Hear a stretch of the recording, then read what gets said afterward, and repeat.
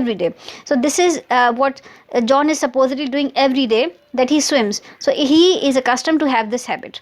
So जब आपने इस तरीके की कोई हैबिट बतानी है तो आप सिंपल इज़ को यूज़ करेंगे, यानी कि आप वर्ब बी यूज़ करेंगे which will be followed by use to, और ऐसे में जब आपके सेंटेंस में वर्ब होगा that will be in its continuous form. However जब आप वर्ड गेट इस्तेमाल कर रहे हैं, like John got use to swimming every day, so again rest of the structure of the sentence is same where you have use to followed by a verb with ing format. So but here what does that mean? That John was not supposedly doing it since day one. He became accustomed to have this habit of swimming every day. So जब आप कोई habit को with time progressively acquire करें तो आपने word gate का इस्तेमाल करना है या गॉट का इस्तेमाल करना है depending on the tense.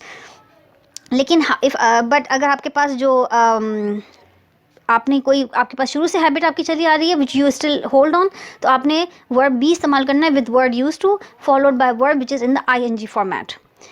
The things to notice is that जब आपके पास बी के साथ यूज टू है तो that means to something you are already accustom to, ये आपकी रेगुलर हैबिट है.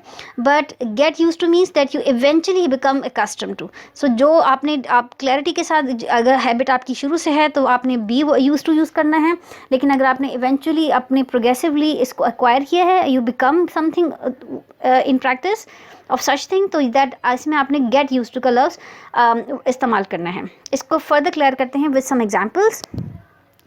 The program director use to write his own letters. अगर आप इसको फोकस से देखें तो इसमें हमारे पास कोई बी मौजूद नहीं है, कोई गेट मौजूद नहीं है. This is just plain use to followed by simple form of verb. So this is past time habit. So the program director previously supposedly